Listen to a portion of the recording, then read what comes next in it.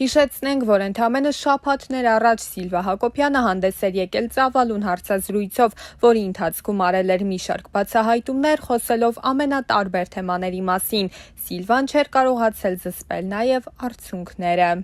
Վայքից Երևան տեղափոխվելու եւ կարիերայի մեկնարկի մասին խոսելիս Սիլվան նշել էր. «Մենք կարողացանք մեզ գտնել նոր միջավայրում, բայց միևնույնն է, դժվարությունները շարունակվում էին, որովհետեւ անընդհատ տներ էինք փոխում, վարձով էինք ապրում։ Էլի պապաս այստեղ վարսավիր էր աշխատում, մեր եկամտի միակ աղբյուրը դա էր, բայց երաժշտության հետ կապված ամեն հնարավորություն ստեղծել էր։ Յուրաքանչյուր տան մի սենյակ տրամադրվում էր մեր պրոդուկտը ստեղծելու համար։ Ամենամեծ խնդիրը ֆինանսական դժվարությունն էր, բայց հավատ կար, որ մի օր ամեն ինչ լավ է լինելու։ Կարևորը մեր սիրտը բաց էր, մեր տան դուռը բաց էր։ Ես խիստ ընտանիքում եմ մեծացել եւ այլ կերպ մտնել շոու բիզնես անհնար էր։ Ես մինչ օրս ինձ հեռու եմ պահում շոու բիզնեսից։ Ես շոու բիզնեսի մարդ եմ, բայց նաև ընտանիքի մարդ եմ, եղել են հուսահատության պահեր։ Օրինակ, շատ մտերմացել եմ մեկի հետ, հետո հասկացել, որ դա իզուր էր։ Ես միշտ դրանից եմ դաս քաղել, որ տեսել եմ այդ մարդը իմ հանդեպ հետո ուրիշ ձև է։ Գիշերը երգը տարածվել էր ռադիոներով, բայց չգիտեին, թե ով է կատարում։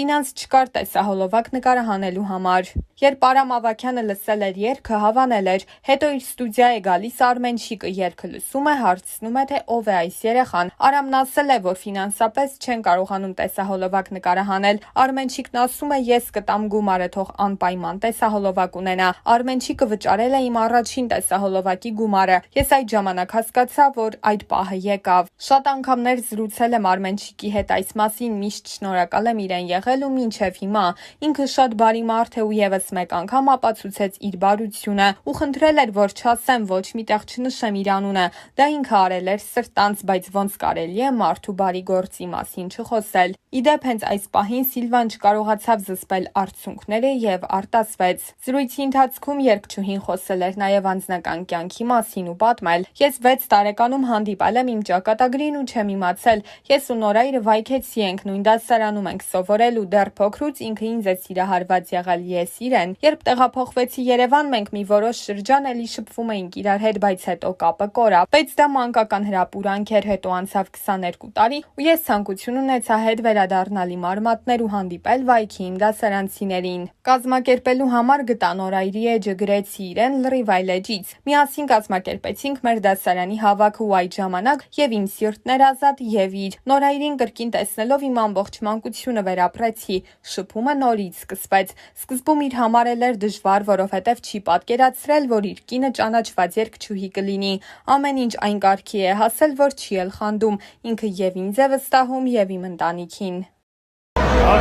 Իսկ ինձանից ծախ նստած է հոպարիս ամենասիրուն կինը։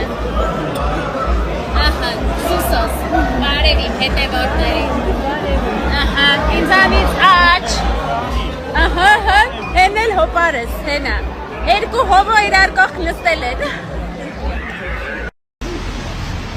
Ողջույն բոլորին, մենք գնում ենք վաքսավորելու մեծ փեսում։ Խնդրեմ, իմ Սիմբո աղբերը, ես էլ խավոր կին եմ, ճիշտ եք գուշակել։ Իմ օրն էլ եկավ ժողովուրդ, հետ օրն են հասել։ Լավ ալինելու։ Դե ետևում էլ կիսուր մայրիկը, քերին, եղբայրը խառն ենք բոլորը, շատ հուզված գնում ենք, խավորն էլ ինչպես միշտ խոսում է։ Մեծ հաջողություն։